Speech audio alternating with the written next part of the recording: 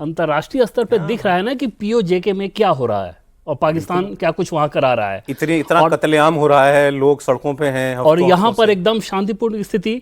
तो उस नैरेटिव को खराब करना क्या ये नहीं है कि आप इस तरह की बात यहाँ भी अभी कहना शुरू किए, फिर प्रोटेस्ट की बात किया। और टाइमिंग की बात सौरभ इस लिहाज से समझिए कि और ज़्यादा महत्वपूर्ण है कि अभी थोड़े दिन पहले उन्होंने ये कहा कि केंद्र सरकार ने हमें बहुत वित्तीय मदद की, वो चाहते तो हमें परेशानी में डाल सकते थे, लेकिन उन्होंने नहीं डाला। ठीक, पब्लिक स्टेटमेंट है उनका। 5,000 करोड़ रुपए की जो सहायता धनराशि दी गई थी और उसके पहले केंद्र सरकार की जो मदद मिलती रही है। तो एक तरफ कुछ महीने पहले आप ये बात कह रहे हैं और अचानक इतना तीखापन कि हमारी धैर्य की सीमा ना ली जाए, ये प्रोटेस्ट करेंगे, यहाँ करेंगे। ये टाइमिंग क्या है, क्या बदल गया अगले 2 महीनों में, पिछले 3 महीनों में, सिवाय इसके कि जो आशंका जताई जा रही है कि कहीं ना कहीं आप उस चीज़ को यहाँ भी दिखाना चाह रहे हो कि यहाँ भी बहुत समस्या है।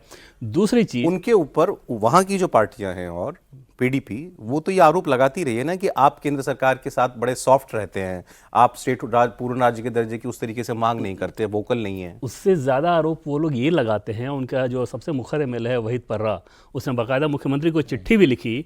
उन चिट्ठियों में ये बताया है कि कैसे डेवलपमेंट के सारे पैरामीटर्स पे आपकी सरकार कुछ करते नज़र नहीं आ रही है। ये कहना कि एलजी के पास सब अधिकार है सौरभ, उसमें सिर्फ ये है कि पुलिस प्रशासन आपके पास नहीं है, तो डेवलपमेंट के लिए आपको पुलिस प्रशासन क्यों चाहिए?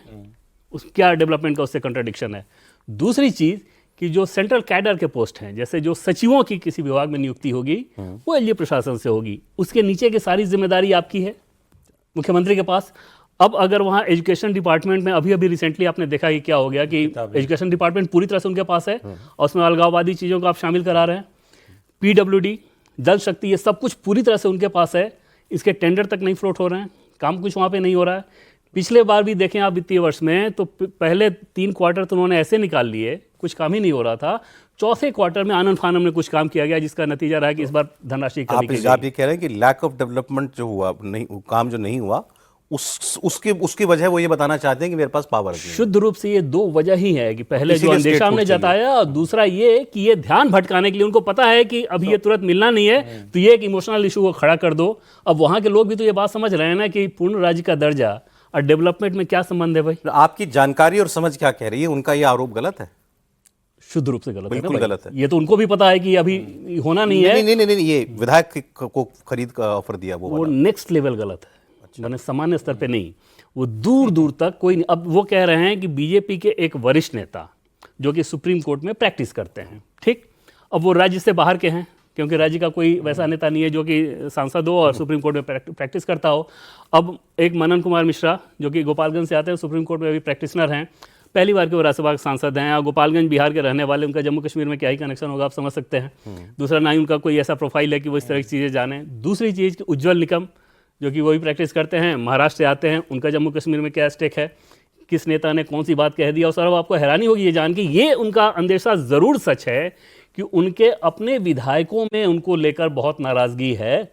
और विधायक तो छोड़िए, कई उनके अपने मंत्री भी उनकी कार्यशैली को लेकर बहुत नाराज़ रहते हैं कि ये बहुत हिलावाली करते हैं, फाइलें क्लियर नहीं करते, ज़्यादातर अपने हेल्थ, डाचीगाम जाना, साइकिलिंग करना, इस तरह चीज़ों में ध्यान रखते हैं। एक चीज़ सर और आपको बताऊँ कि वहाँ पर ये बात भी चलती है एनसी कांग्रेस के नेताओं के बीच, और उसमें जो टर्म यूज़ होता है कोट अनकोट, ये मेरे शब्द नहीं है, जो मैंने सुना है वो बता रहा हूँ, कि ये तो राहुल गांधी से भी बड़ा है। पूछिए कि उमर अब्दुल्ला कैसा काम कर रहे हैं, तो इस तरह की बातें वहाँ कही जाती। अब उन सब चीज़ों से ध्यान भटकाने के लिए आपके पास बड़ा ही आसान तरीका हो जाता है कि आप ये बात कहें। नहीं, और बीजेपी जो है किसी वकील से कहलवाएगी कि विधायक हमारे साथ आ जाओ, स्टेटहुड दे देंगे। पहली बात जो लगी देखने में मनोज जी की आरोप पे दम नहीं होगा, या बीजेपी जो कह रही है ठीक कह रही होगी। बीजेपी ने लीगल नोटिस भेजा है बाकायदा। भाई ये आरोप तो उनके ऊपर कौन से राज्य में नहीं लग रहे बीजेपी के ऊपर कि ये पार्टियां तोड़ने के काम कर रहे हैं? कौन नहीं लगा रहा है भाई? टीएमसी, शरद पवार की पार्टी, उद्धव ठाकरे की पार्टी, आम आदमी पार्टी, सबने तो ये कहा।